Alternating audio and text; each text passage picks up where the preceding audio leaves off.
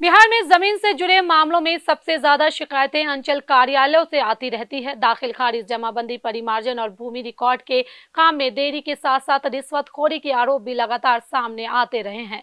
लेकिन अब सरकार भ्रष्टाचार के खिलाफ सख्त कार्रवाई करती दिख रही है। ताजा मामला पटना जिला के धनरुआ अंचल का है, जहां निगरानी अन्वेषण ब्यूरो ने 50,000 रुपए रिश्वत लेते एक लिपिक को रंगे हाथ गिरफ्तार किया है।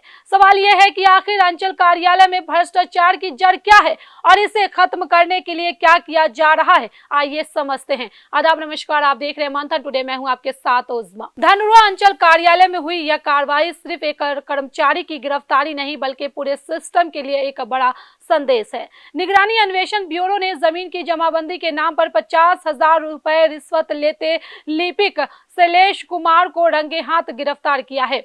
शिकायत एक किसान राजकुमार सिंह ने की थी, जिन्होंने आरोप लगाया है कि पैतृक जमीन की जमाबंदी के लिए उनसे लगातार रिश्वत मांगी जा रही थी।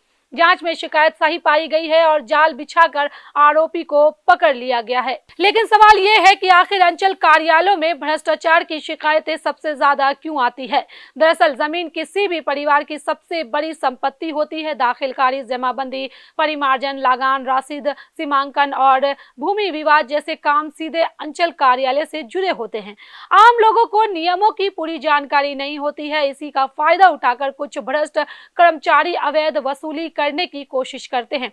कई मामलों में फाइलें जानबूझकर लंबित रखी जाती है ताकि आवेदक पर दबाव बनाया जा सके। हालांकि ये भी सच है कि हर कर्मचारी भ्रष्ट नहीं होता। बड़ी संख्या में अधिकारी और कर्मचारी ईमानदारी से काम कर रहे हैं, लेकिन कुछ लोगों की वजह से पूरे विभाग की छवि खराब होती है और जनता का भरोसा कमजोर पड़ता है।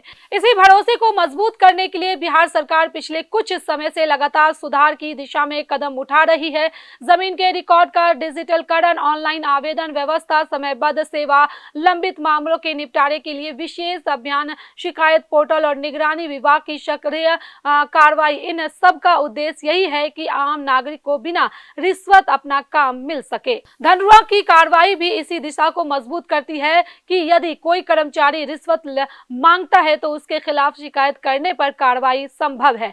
निगरानी विभाग लगातार ट्रैप कार्रवाई कर रहा है और दोषियों को कानून के दायरे में लाया जा रहा है। सरकार की मंशा साफ दिखाई देती है कि भ्रष्टाचार पर रोक लगे और सरकारी सेवाएं पारदर्शी बने। लेकिन केवल सरकारी कार्रवाई से ही समस्या पूरी तरह खत्म नहीं होगी। आम नागरिकों को भी रिश्वत देने के बजाय शिकायत दर्ज कराने का साहस दिखाना होगा। जितनी अधिक शिकायतें प्रमाण के साथ सामने आएगी, उतनी ही तेजी से भ्रष्ट तत्वों पर कार्रवाई होगी। धनरुआ अंचल की यह घटना एक चेतावनी भी है और एक उम्मीद भी। चेतावनी उन लोगों के लिए जो सरकारी पद का दुरुपयोग कर जनता से अवैध वसूली करते हैं, और उम्मीद उन ईमानदार नागरिकों के लिए जो बिना रिश्वत अपना अधिकार चाहते हैं। अब देखना होगा कि ऐसी सख्त कार्रवाई आगे भी लगातार जारी रहती है या नहीं। यदि जवाबदेही, पारदर्शिता और तकनीक का इस्तेमाल इसी तरह बढ़ता रहा तो अंचल कार्यालय में भ्रष्टाचार पर काफी हद तक अंकुश लगाया जा सकता है। चलिए, फिलहाल इस खबर में बस इतना ही। देश दुनिया की ऐसी तमाम बड़ी खबरों के लिए बने रहे मंथन टुडे के साथ। साथ ही हमारे चैनल को लाइक करें, सब्सक्राइब करें, फॉलो करें और निष्पक्ष पत्रकारिता देखना है तो देखते रहे मंथन टुडे। बहुत बहुत शुक्रिया।